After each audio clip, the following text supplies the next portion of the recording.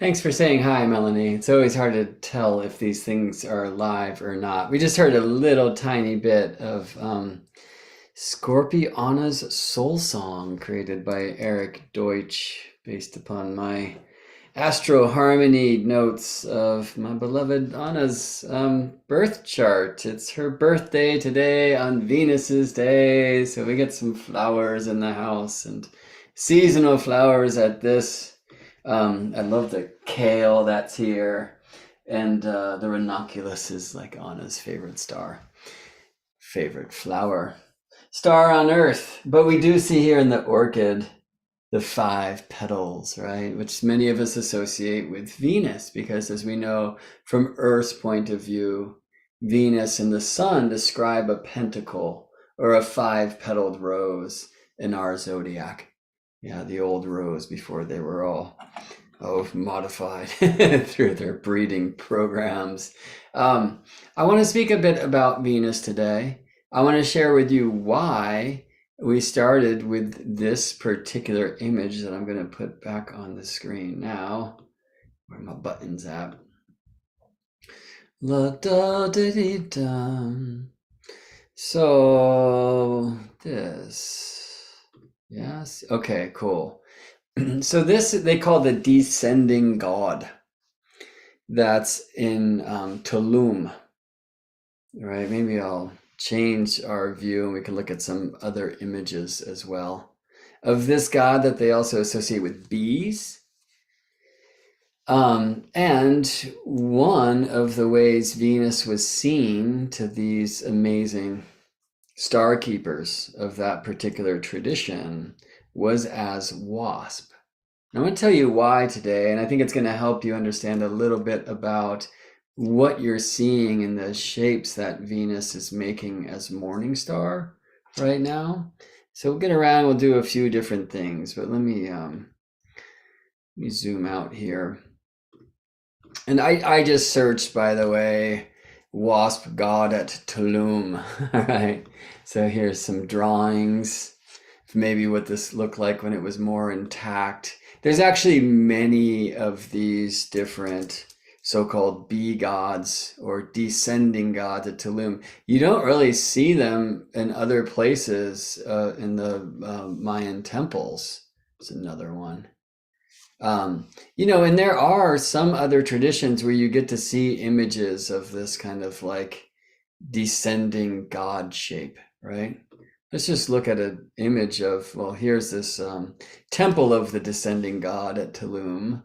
Tulum in the Yucatan Peninsula, yeah, of Mexico as it's described today on the East Coast and the Mayan lands. It's a very beautiful site, certainly not as large as other sites nearby like Coba or Ekabalam or Chichen Itza. further down south, Campeche, even further to, you know, Tikal and such. But it's one of the most beautiful things about Tulum is you're right there on the beach, and you're looking at um, these amazing temples there. Let's look at where Tulum is on the map. I'll just open an astro map here. And it's right here. I mean, in this moment, yeah, I guess this is now November 3rd, 2023, about 9:30 a.m. in Richmond, California. Venus's Day, Friday, and currently the South Node. It's fun because we call it, at least in the Northern Hemisphere, the descending node is right here on Tulum, which is just here, just south of Cozumel, the island that the descending node is currently above. That's fun. So Tulum is very much I'd say like a morning star site. Now, that being said, from Tulum, when you look west, you're looking at the jungle, right? And it's therefore like relatively flat. So you have a pretty good view of the western sky. In fact, when we were just looking at that so-called Temple of the Descending God, it's on a cliff, like at the Atlantic Ocean, right? So it's like door is facing west. Right. And this, of course, would be like the descending sky, right? The west, which in the kind of Maya, well, I'll call it medicine wheel, that they don't describe it that way. Black is associated with the west. That's true in many traditions, right? Because it's where the sun sets and therefore night begins. And it's often for this reason associated with death, with the ancestors and the like. It's similar to how it was in Greece. Morning star Venus and evening star Venus were described as different beings, like different energies in the starkeeper cultures of modern day Tulum. Now, there are some like idiot astronomers who teach that, like the Greeks, for example, the Romans, who had these different names for Venus when morning star or evening star, actually didn't know it was the same planet, and like shame on them. This is what happens when the measurable side of the starry story, that's called astronomy, is disconnected from the immeasurable side, which is correspondences. Quantity, astronomy, quality, correspondences, astrology, the rainbow bridge that connects the measurable and the immeasurable. What we're hearing with different names for Venus, evening star, Vesper in the Latin, versus morning star, Lucifer in the Latin, the light bringer. For morning star, Venus rises before the sun and brings the light. What we're hearing there is that Venus has a different energy when she rises before the sun than she does when she sets after the sun. These cats were fantastic astronomers. And we can go back to the oldest astronomical records that we are currently aware of, which are the Venus tablets of Amasuduka, right? That come to us from the Chaldean astrologers, like Sumerian into Babylon, where they talk about Inanna, which is what they called Venus, disappearing as the evening star and then reappearing as the morning star, right? But you can also see in some of those texts a different kind of energetic association of Venus on one side versus the other. So please, when you hear astronomers and therefore astrologers these days saying that the ancients didn't know that morning star Venus and evening star Venus were the same planet, please erase that from your memory banks. Again, when we honor the energetic participation that these planets of our solar system offer as they dance through the signs of Earth, which is the tropical zodiac, then we can clearly understand why morning star Venus and evening star Venus had different names, because they have different energetic expressions. Yes? All right. Well, Lucifer, of course, is a word that will scare many. Yeah. But just dig that we're talking here about the morning star, okay? And again, the light bringer, right? And I mean, interestingly, in these later mythic traditions that really borrowed that name from the Latin, um, to try to come to terms or try to find a Latin word or a kind of modern word at the time that could speak for something in Torah that described someone as the son of the dawn, right? Where do we see morning star? Venus, right? But before sunrise at dawn time, right? So, I mean, it's interestingly like what this whole Lucifer thing has become.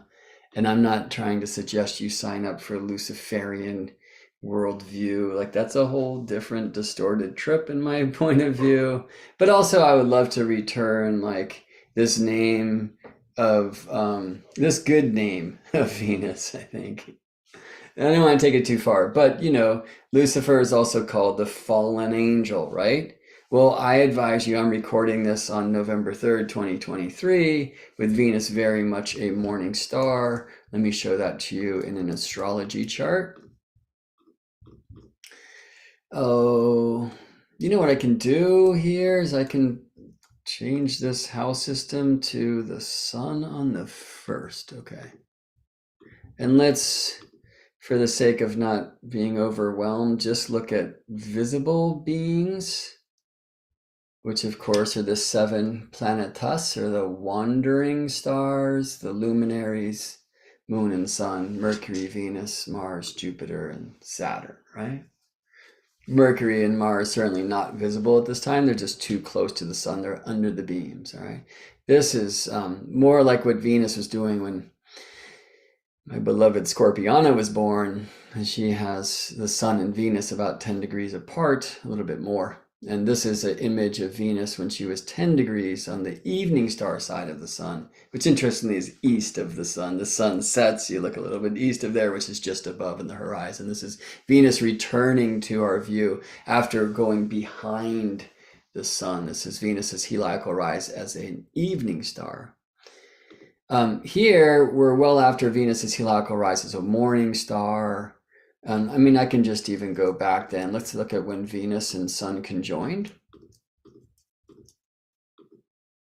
It was August 13th, 2023 in this particular cycle, here at 21 degrees tropical Leo. And of course, at this time, Venus is rising with the sun. She'll reach with the sun, she'll rest with the sun, she'll root with the sun, but just watch day by day what's going to happen with Venus and Sun here. Right, so just keep your eyes here on Venus and Sun. Basically, I have this Astro Gold software set so it will keep the sun right at the ascendant. So it's like the middle of the sun rising, sunrise each day. And what you're going to see is because Venus is retrograde, indicated by red letters here, red font, and the sun, of course, is always direct, that they're quickly separating from one another. So just the day before they're exact, I'm going to show you another view of this. We're actually going to spend some time in Stellarium astronomy software, and I think I will just set this up, therefore, to go back to August 13th of 2023. Let me actually go a few days before, and I'm just going to grab the sun, and we'll make the sun rise, or ask him to. Okay, there's sunrise on August 13th. This is set for where I live in El Sobrante or Richmond, California. And if I dim the light, we're going to see Venus here as morning star. So very importantly, just because the chart shows us that Venus is exactly with the sun, that doesn't mean Venus is exactly with the sun. Our charts they're very two-dimensional. They're only looking at longitude. Let's get back to the map again, like the longitude of Tulum, which here, interestingly, at the time of Venus and Sun's conjunction, Jupiter was right at the midheaven for Tulum. We've had some fun coincidences there. Here's where the Sun and Venus were rising at the same time. But in other places, like, in Michigan, the sun had already risen and Venus had not yet. And I can tell you a little bit more about why that is. Um, but I want to just use this other metaphor, right? If we only talk about longitude like terrestrially, what's the difference between Tulum and, oh, the panhandle of Florida, right? Or Michigan for that matter, or up into Canada, or down here near the Galapagos, right? Like if we only talk longitude, we're only looking east and west of the meridian. We need to add latitude to understand that Tulum is in a different place than those earthly locations exactly north or south. We also need to add celestial latitude if we want to understand why Venus and the Sun are rising at different times up here in Canada, even though the chart shows us that they're exactly together. And stellarium's helpful because here we're seeing not only Venus's longitude, which is where we project Venus to in the zodiac, like we draw these perpendicular lines to the ecliptic, the sun's path, even though Venus has her own orbital path, which looks a little something like this at that time, right? Venus's orbital path is between us and the sun. And so we see like the extremes of Venus's path, which are about 48 degrees west and east of the sun at any given time. Right, and so Venus is conjunct Sun here by longitude, but not by latitude. In fact, her latitude here, these are each degrees, so just like 1, 2, 3, 4, 5, 6, 7, almost 8 degrees of southern latitude. Okay, you can see that up here. Venus's longitude, 140.24. Okay, well, what is that? Well, just everything's measured from 0 tropical Aries because the tropical zodiac is the astronomical zodiac, contrary to popular belief and ignorant astronomy. Anyway, it's the Earth-stronomical zodiac. We measure from 0 degrees tropical Aries, which is where the ecliptic, the path of the sun, the plane of the year, crosses the equator, the plane of the day. Okay, so these are the circles of year and day, and they intersect. The ecliptic crosses the equator from the south to the north at 0 tropical Aries. Like that's why we see that glyph here in stellarium. Thanks for that, stellarium, even though you can see the Ram constellation is rather far away.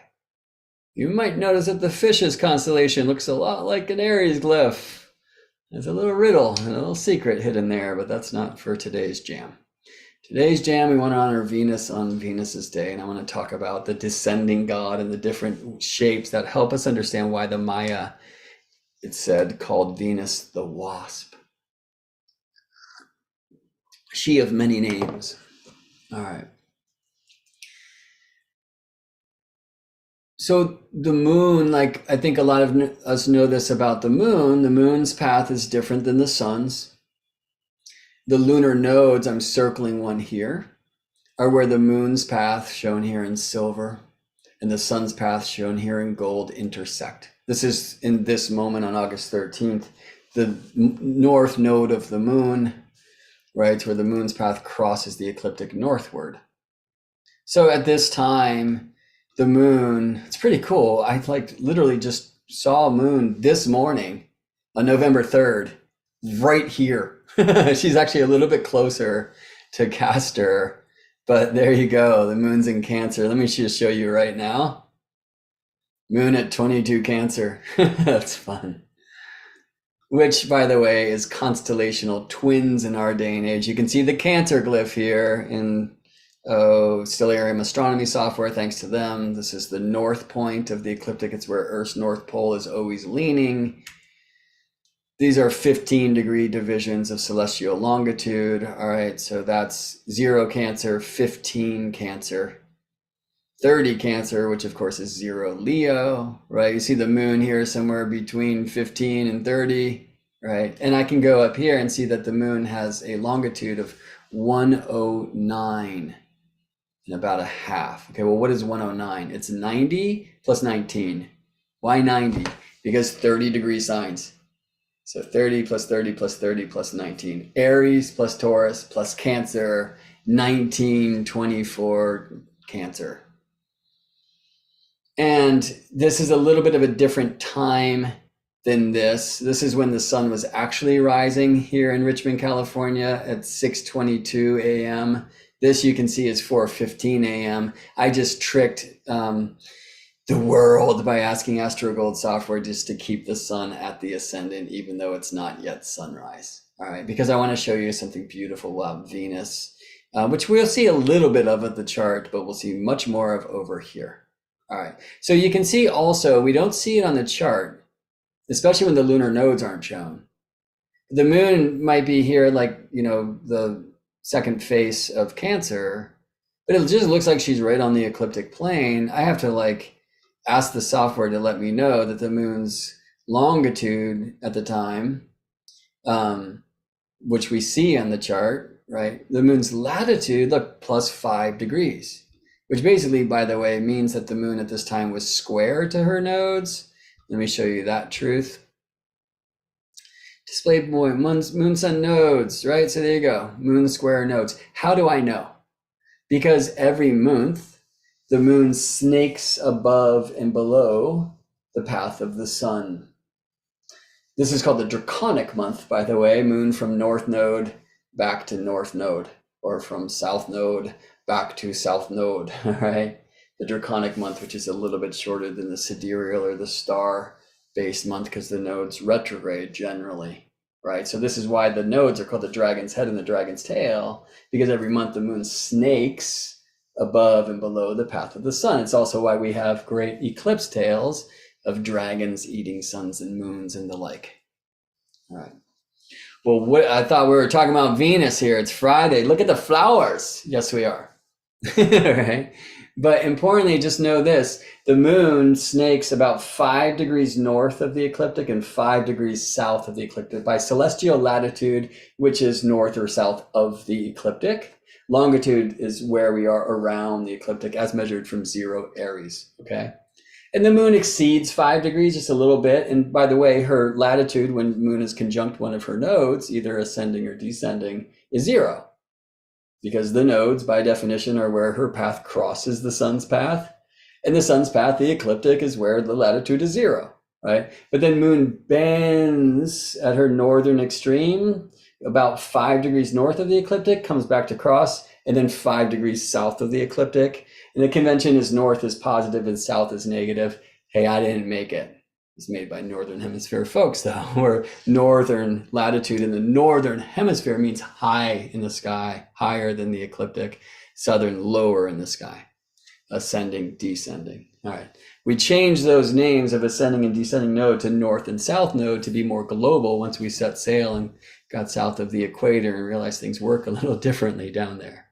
All right. So the moon exceeds 5 degrees of latitude.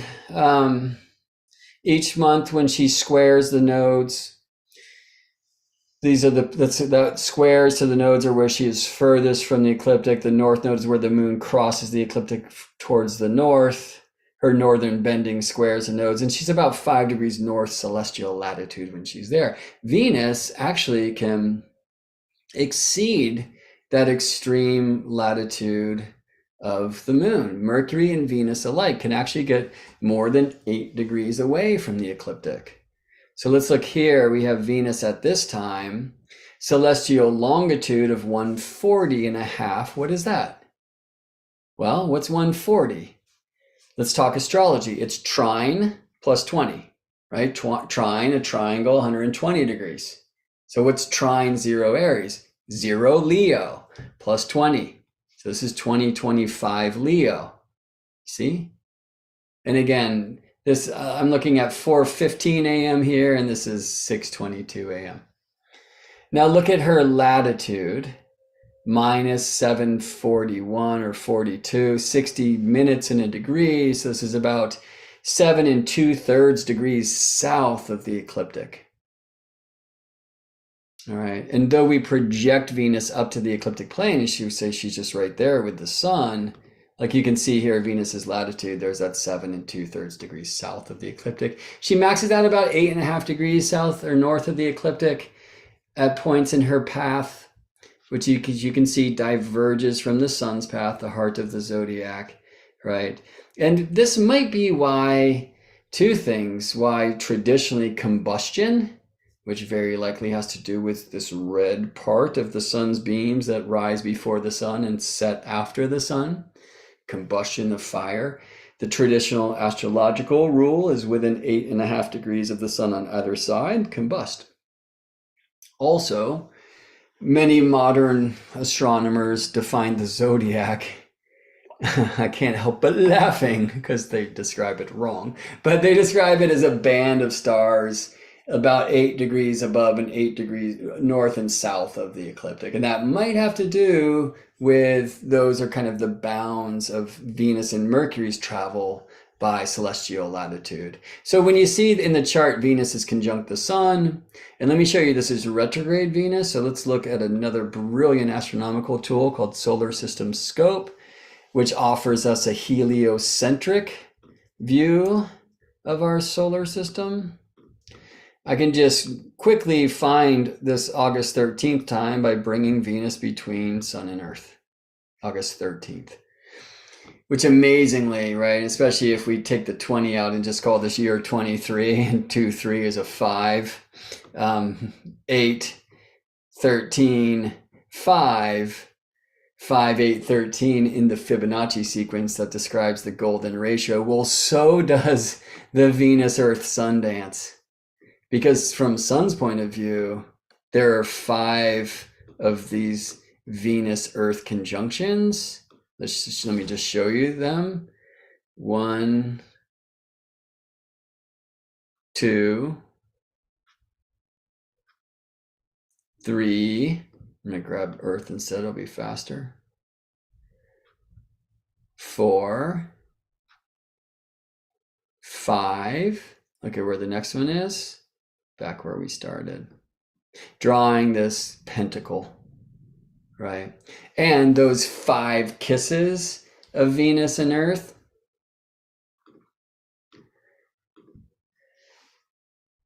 from Sun's point of view, happen over 8 Earth years and 13 Venus years. So it was a pretty miraculous thing that it was August 13th, 23, 8, 13, 5 in this year when they align this way in tropical Leo. And just very importantly, understand that when retrograde Venus is conjunct the sun from Earth's point of view, not only can we not see her because hot and blinding us, okay, but she is typically either north of or south of the exact center of the sun. I think there's a way where I can make these planets much more realistic.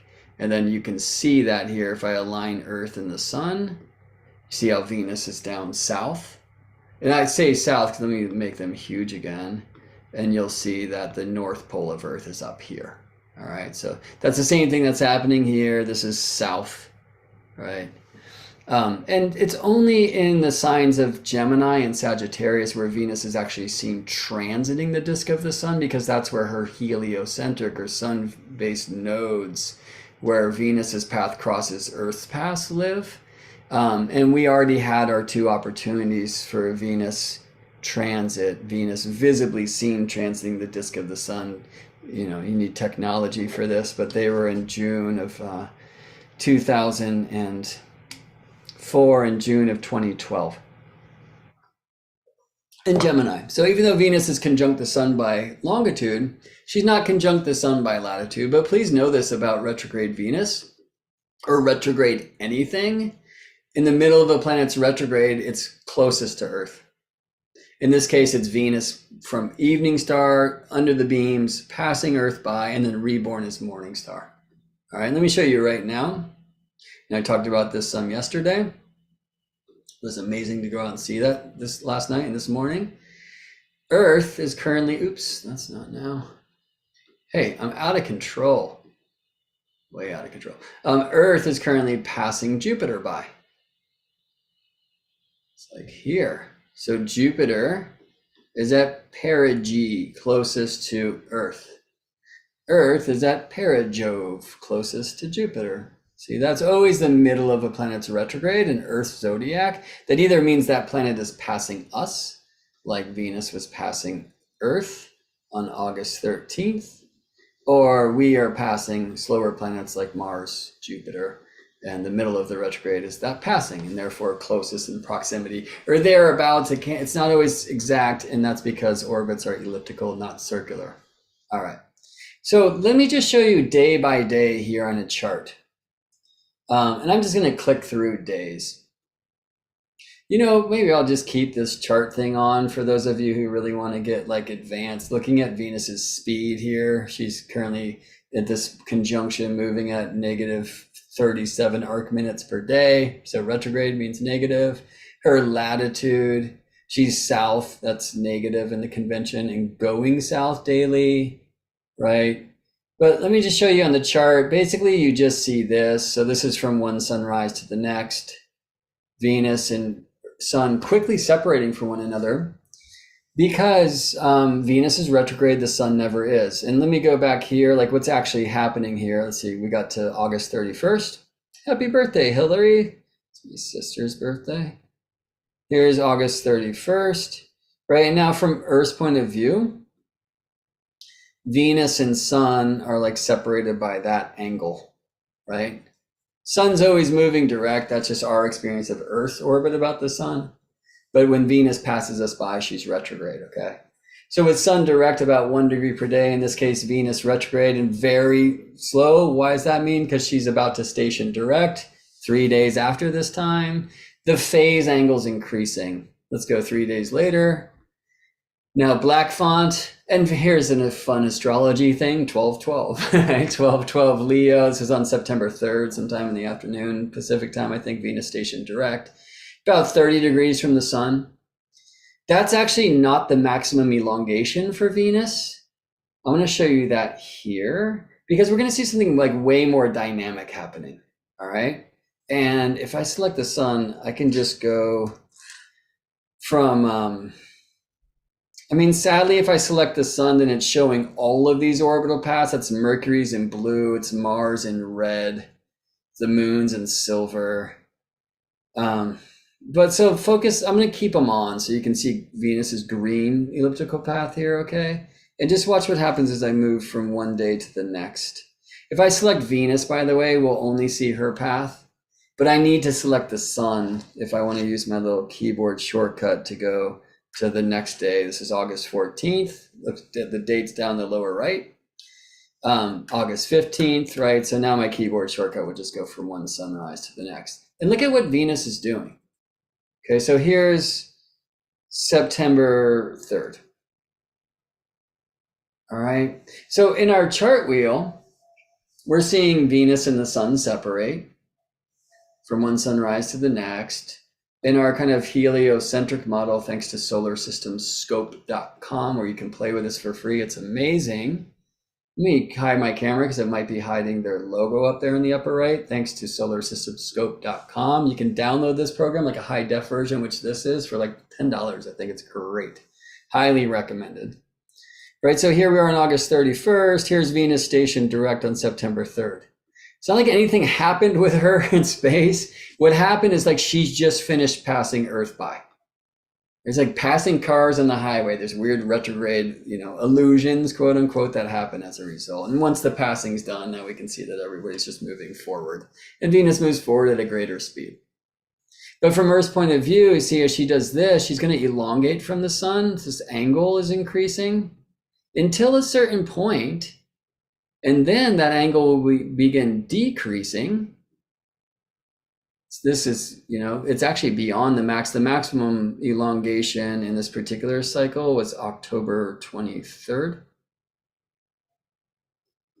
Okay. So it's like from Earth's point of view, this angle.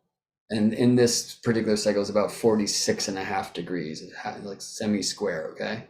When Venus is up here, it looks like it would be a square, 90 degrees. No, that's from the Sun's point of view. It is like in a heliocentric or sun-centered chart at this time in late December, we have Venus square Earth. But from Earth's point of view, this angle, which is less. See that? It's less than that 46.5 degrees, which was the maximum elongation in October. Because we're just watching Venus, quote unquote, circle the sun. Her orbital path is quite circular, goddess of harmony.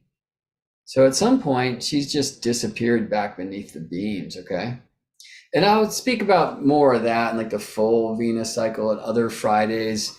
Oh, if I feel supported in these daily teachings, which means like the video, comment on this video, share it around. That's not what that means. I'm just saying that if you do, it's going to inspire me to keep going. At some point, I'm going to start building a course again, and I will probably disappear and come back with some crazy bushy beard from whatever wilderness I was forced to in my maniac creation. But right now I'm having fun sharing. If you're having fun with these, please like the video, support my work. You can buy me a cup of coffee using the donate button at GeminiBrett.com. You can book an astrology session at GeminiBrett.com/sessions. You can find different courses that are offered there, although most of them are in hidden places like GeminiBrett.com/time, GeminiBrett.com/stars, GeminiBrett.com/eclipse.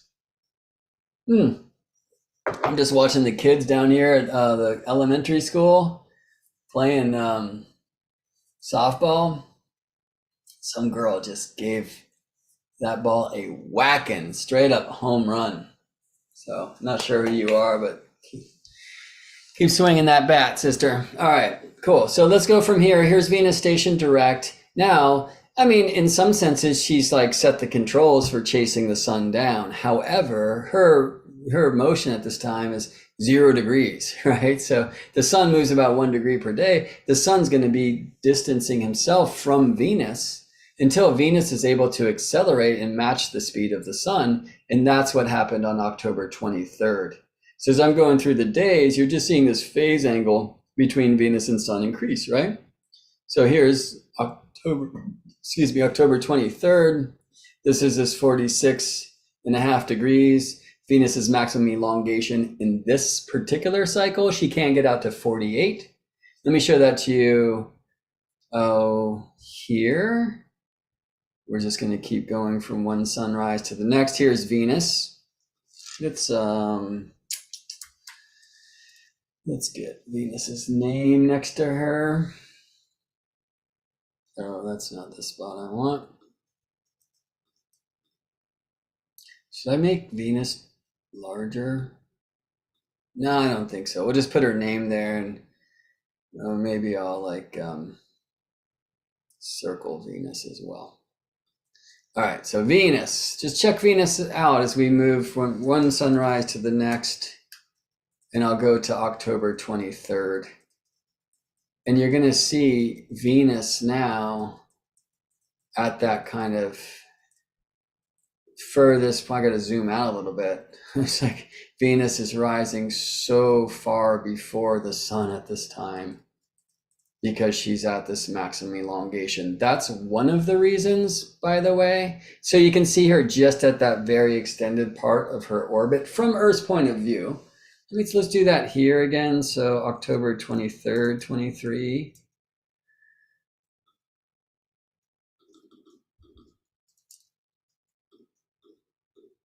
All right, so from Earth's point of view, it's that this angle is greatest. Because now the next day, Venus is going to start, like, kind of from our point of view, getting closer and closer to the sun. She's going to start going this way until she falls into the beams of the sun and goes behind the sun for her exterior conjunction, which will happen in Gemini in May of 2024. All right. But it's like kind of easier to see that from our feet on the ground, thanks to Stellarium for drawing Venus's orbital path. And you can see why her path, like, doesn't go all the way around the zodiac. It just stays close to the sun. Mercury's is much closer even. He only gets 28 degrees max from sun. And not every cycle. I was born with Mercury at hours from maximum elongation, and it was at 18 degrees from the sun. But Venus max is 48 degrees. Now there's a couple of reasons why in this particular experience of Venus for we Northern Hemisphere observers, this is like the highest you'll see Venus above the ground ever. Let me take this to southern hemisphere.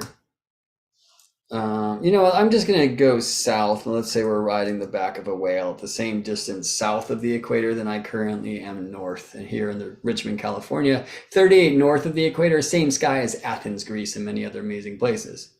This is how Virgo, Libra rise in the southern hemisphere. Let me take sun back to a sunrise. That would be this button. Right. Okay. So here's sun rising. Venus is just as elongated from sun, okay? But because in the southern hemisphere, these signs rise like this, Venus is achieving a much lesser altitude, right? So you're just standing on the ground, and how high is Venus when the rising sun takes her from our view, right? And the answer is 10, 20, how high is she? Altitude. 21.5 degrees, so 5, 10, 15, 20 in a little bit, 21.5 degrees above the ground. Let me bring it back to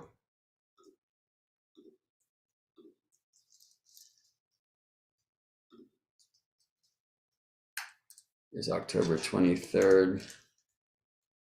Richmond, California, 38 north of the equator. And here's Venus at 5, 10, 15, 20, 25, 30, 35, 40, almost 45 degrees of altitude. The top of the sky, the zenith, is 90, right? So Venus is almost halfway to the top of the sky at sunrise. And the reason why is Virgo and Libra are the straightest rising signs in the northern hemisphere. That's why they take the longest time to rise, because they're rising like click, click, click, click versus clack, clack, right? So like when things are tilted like this, let's say this is Venus and this is the sun, you can have that same elongation, but at sunrise in a straight sign, you achieve more altitude than sunrise in a crooked sign. Do you see? And the very shape of Venus's dance in the sky is going to be described by things like straight and crooked signs and the like, okay? So we're going to continue from here. This is Venus at maximum elongation. And again, I'm just going to go day by day. Now that Venus's speed is equaling the speed of the sun, now Venus direct is going to start closing this gap, because she will very soon after this time exceed the speed of the sun. And that means like she's now closing in on the sun. So just watch this happen as I'm going through the days. We're into December 2023 now. Sing a Christmas song right there. Happy New Year if you're into that whole Gregorian trip. We see some interesting things like Mercury and Mars ready for conjunctions, the moon swinging by, Mercury speeding away and whatnot. But you know, this is like Venus's morning star, retrograde, she's born, she gets to her height, station direct, she gets higher and higher as the sun elongates, and then eventually Venus gets so close to the sun, sometime around here, this is in April next year, Venus about 10 degrees from the sun. Let me show you this in the solar system scope. So Venus is pulled within 10 degrees of the sun on April 28th, 2024. Let's go there. In the Stellarium software here. Just grab the sun and I'll ask the sun to rise the next day. And then let me find Venus here. Okay, so now see in her elongation, she's not elongated anymore, right? She's like very close to the sun. And I just want you to notice that here, this sign, this is Aries, by the way. Here we see the sun in tropical Taurus. Like they are crooked signs in the northern hemisphere. So Venus much less elongated, but even if she was here, it would be more like that southern hemisphere view when Venus was in Virgo. Yeah. And I mean, this is why in the northern hemisphere in this particular cycle, Venus will likely have her heliacal set as morning star before this 10-degree separation, which was the rule I was taught. I'm going to go backwards in days. Maybe this day around 420, bro. Earth Day, maybe that's Venus's heliacal set in California where I live. Conversely, if we go to the southern hemisphere, I'll just turn this into 38 south again. Well, check out Venus on that same day. Do you see how much higher above the ground she's getting before sunset? So it's why these rules like 10 degrees or traditionally 15 degrees for under the beams, like throw them out. I mean, actually know them. Like they're really cool global averages. And we have to kind of use them to do cyclical science from a global point of view, and we should think globally but act locally, which means go outside and witness the goddess and watch her dance. And when you do, you're going to see some weird things. Like I've gotten 12 emails and messages this week about, wait, Venus is like going to the side. What's happening? Okay, so what we're going to do here is we're going to rewind to August 13th, 2023. Before I do,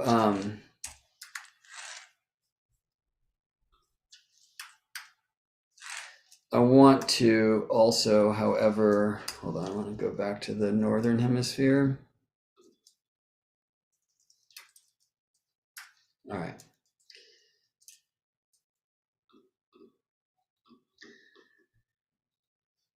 I'm going to show you in solar system scope around this time of 420, bro, that Venus is now under the beams of the sun. See?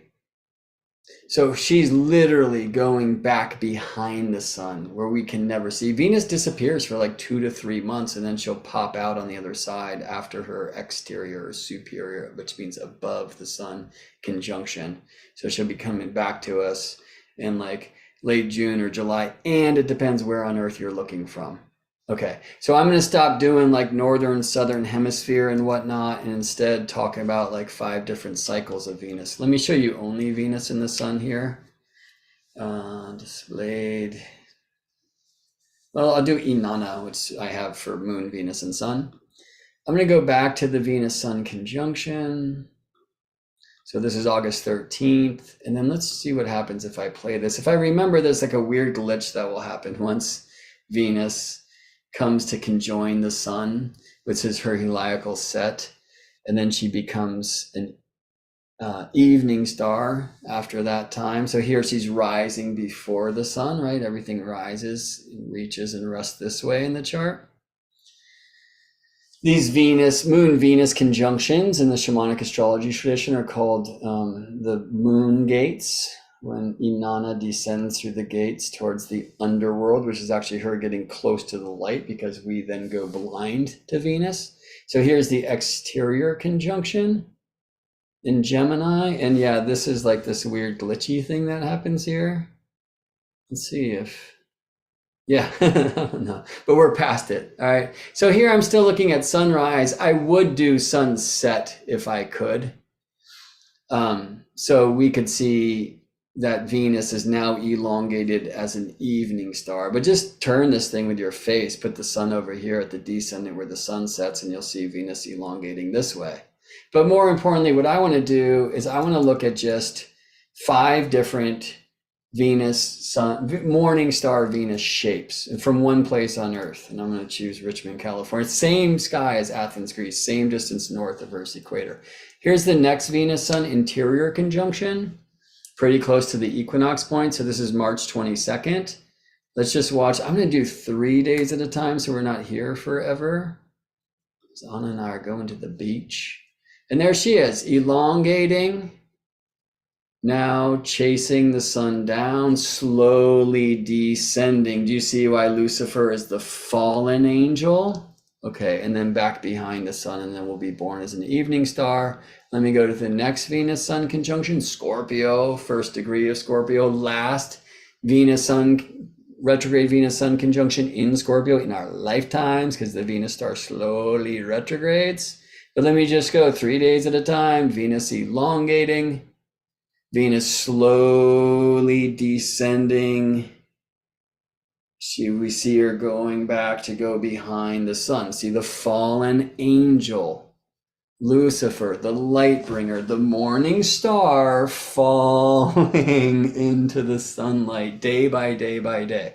All right, the next one, Venus conjoined Sun in Gemini, June of 2028, same thing, 3 days at a time, Venus quickly elongating, and then very slowly the angel falls day by day into the light of the sun. And all of these, though the signs are different, they all look the same, don't they? The next one in Capricorn, last happened in 2022, will now happen in 2030. 8 Earth years, 13 Venus years, 5 kisses. 3 days at a time, elongating. Slowly the angel falls into the beams of the sun and then disappears back behind the sun and becomes evening star. Okay, the next one, Leo, same as 2023, add 8 Earth years, 2031. Subtract a few calendar days, like 2 and a bit, because the Venus star slowly retrogrades through the zodiac and through the calendar, okay? This is the last one we'll do. Venus, station direct, elongating, the angel slowly falling. Lucifer, the fallen angel. Wait, I thought that was about, well, hold on, let me not get fired by people who would never watch my channel anyway. Here's a Sun-Venus conjunction, exterior conjunction. Okay, so they just all look the same on a chart. Because not only are we only looking at longitude, zodiac degree, distance between Venus and Sun, phase angle, we're not seeing latitude, how far Venus is north or south of the Sun. All right, in her own path. We're also very importantly not able to consider that, like in Northern California, where I live, Athens, Greece, DC, where they're like this latitude, Pisces and Aries rise like this. They're called the crooked signs. Okay, let me just go for like Aries, Taurus, Gemini, Cancer, Leo, Virgo, and Libra rise like this. So again, if Venus is 48 degrees from the sun, with Venus in Virgo, like she's, go wake up before the sun right now. If you're in the northern hemisphere, Venus is shockingly high, halfway to the top of the sky. If you're in the southern hemisphere, that's not true, but it will be when Venus is morning star in Aries. Because what is straight in the northern hemisphere is crooked in the southern hemisphere and vice versa. And this whole thing, and Venus's nodes and Venus's latitudes, they assure that the way that we see Venus dancing in the morning sky is going to be different in each of these 5 cycles of the Venus pentacle. So let me show you how this Leo cycle dances in the morning sky, at least from this point of view. By the way, like this Leo star point was once a Virgo star point. Before that, it was a Libra star point. Before that, it was a Scorpio star point, spending about 104 years moving through the signs the star points do, about 13 cycles per sign. Something about 13 and the goddess, and why I call my Venus work esoterically,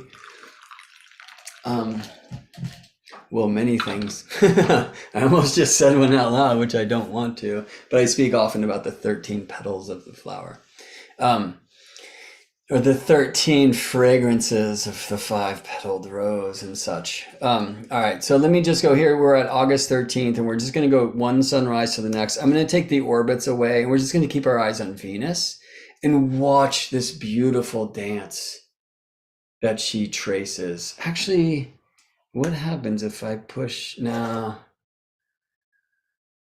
Yeah, sadly, Stellarium, it won't let me show you precisely what I want to show you, but that's okay. It will let me do wonderful things. So we're just watching Venus here, okay? So look at the shape that she describes. She went like almost up, but a bit to the right, which is the south. She goes behind my camera. She comes back towards the sun. Do you see that one? So what did she do? Like, let's just draw that. I might be drawing it backwards because the camera, but it's like this, right? Maybe it was like this. See that shape? Okay, well, let's look at the next one. So Venus will next come between Earth and Sun. Oh, I closed the solar system scope, so we'll just ask this AstroGold astrology software to get us there quickly. It's very close to the equinox, March 22nd, 2025. Let me go there. Okay, and here's Venus 10 degrees from the sun. Sorry, no, here's Venus conjunct the sun. Yet, on this very day, I will, clouds allowing, go see Venus in the morning sky with my eyeballs, even though she's exactly conjunct the sun, and any astrologer will tell you that she's under the beams and even combust and therefore definitely invisible. Bullshit. And by the way, at this time, and I gotta find people hopefully in like Russia and in Seattle, one place will see Venus as an evening star in the same moment that the other place sees Venus as a morning star.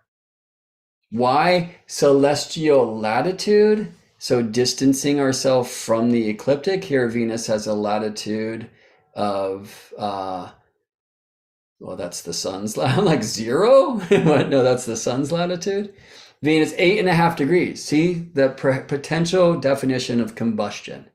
Venus is extreme distance from the sun. Hard to say that the ancients would have derived combustion from that because, well, it's like hard to measure, but I'm just about to contradict myself and say, because it can't be seen. Yes, it can. So there's a chance that somehow they were able to look at the times, the rare times when Venus is visible with the naked eye when conjunct the sun by longitude, as I will in March of 2025. Clouds allowing. And if it's cloudy here, I'm getting on a plane, y'all.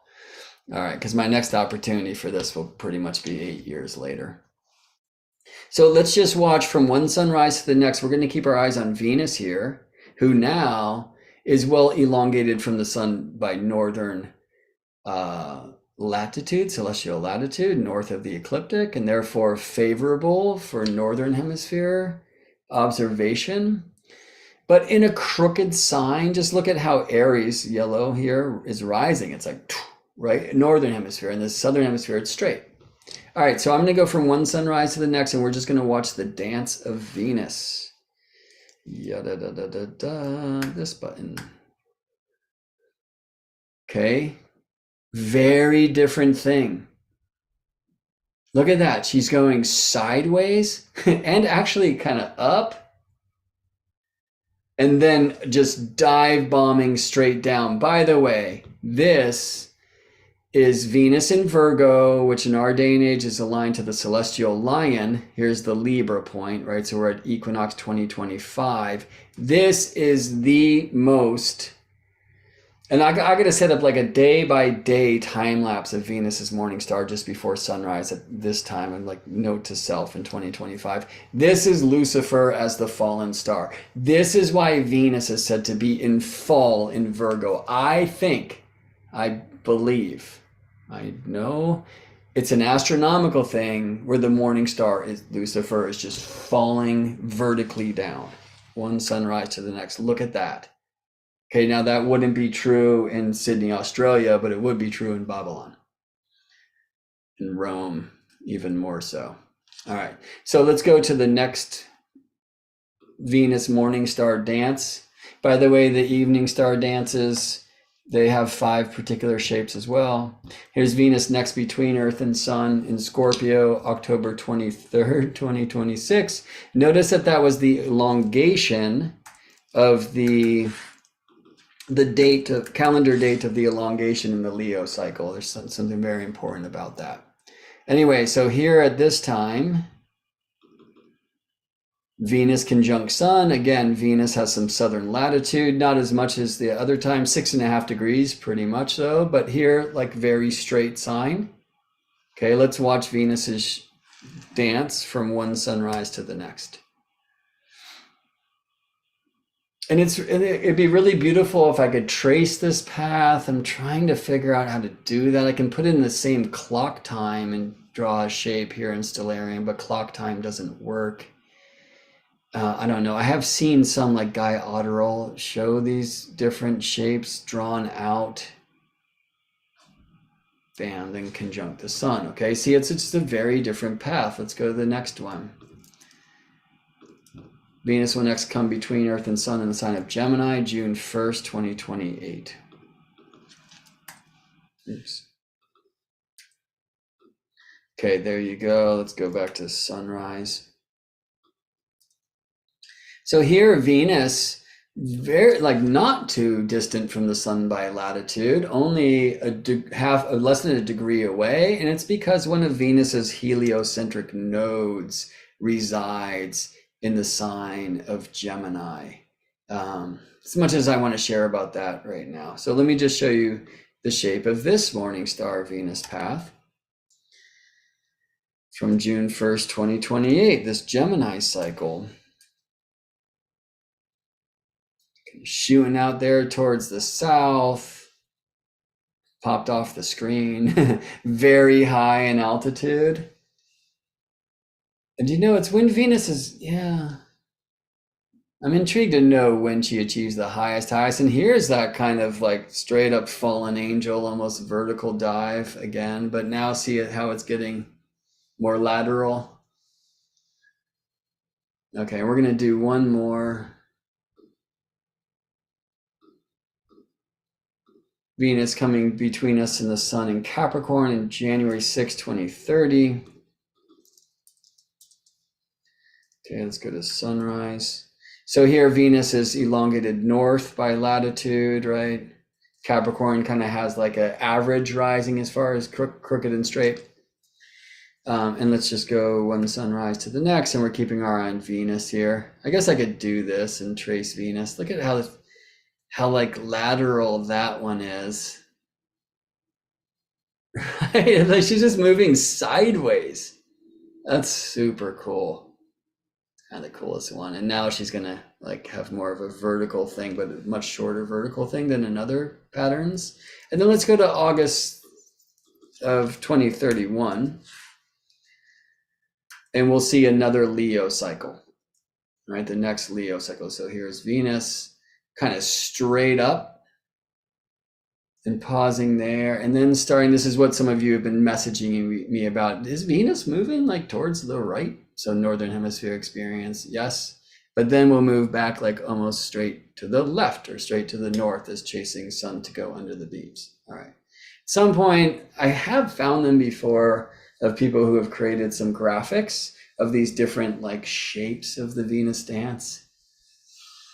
That's how they smell, by the way. But just know that like there's 5 different cycles. There's 5 different star points. There's 5 different petals of the ancient rose of Venus and sun and earthly view. And they're experienced differently in different places on Earth. But they're unique. Now back to where I began, and let me bring back this image of the descending god in Tulum. As I'm trying to find that, I'll ask you once again, if you like this video, please hit the like button. If you know folks like us who are into this kind of stuff, please share this with them.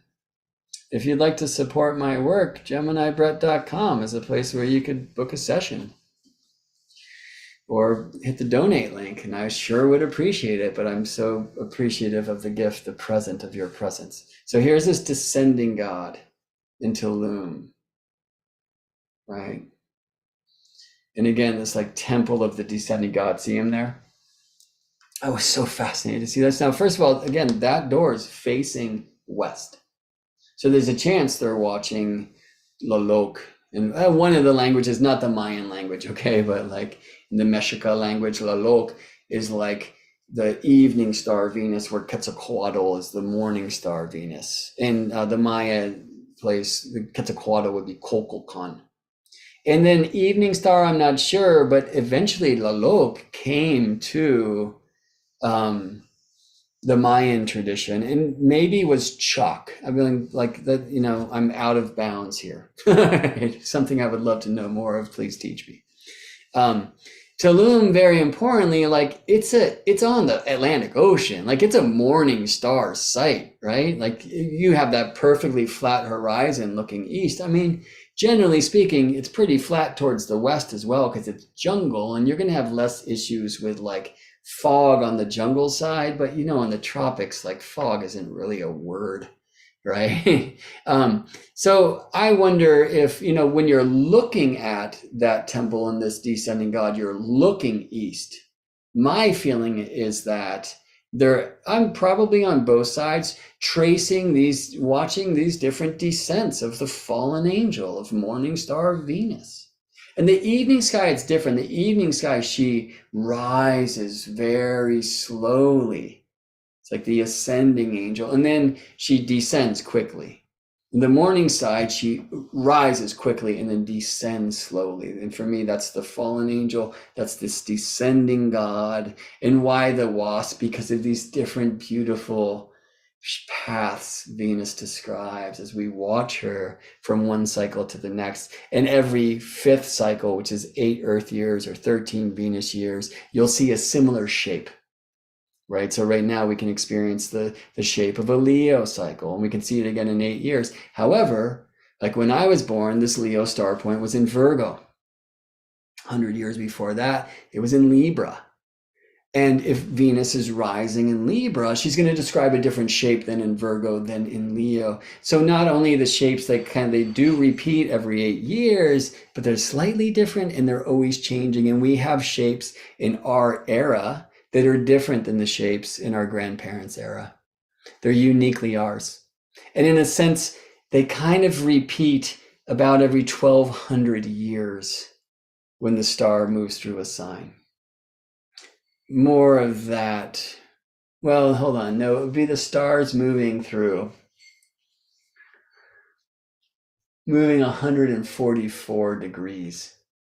Or actually even 72. It'd be 72. So it'd be about 2 signs in a face.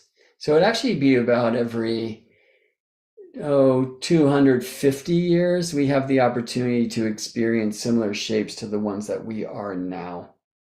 Because, for example, like the star point that is currently moving from Scorpio to Libra will eventually move all the way through Libra, about 104 years. It's the Mayan number for Venus, actually, or 104 Hobbs.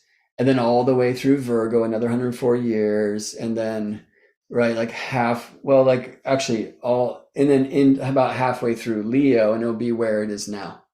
So kind of like, 250 years-ish. Okay. But like with the Leo point now, to get back to Leo, that's the whole retrogradation of the star. That's more like 1200 plus years. And I really highly recommend Ariel Gutman's wonderful Venus star point teachings and research if you want to learn more about kind of these long-term cycles and long-term shapes, and also the work of Gary Caton looking at these shapes with not only Venus, but also with Sun, Venus, and Mars. And of course, Mercury. And all of this too, deep bow to Daniel Jamario, Kaylin Castell, once of the Shamanic Astrology Mystery School, Daniel School now, Turning of the Ages Mystery School, Kaylin at Venus Alchemy, who I first got to receive some of these codes from. A lot of gratitude for my teachers, but of course, the number one teacher in you is in you. And the book is outside. Eyes to the sky, friends.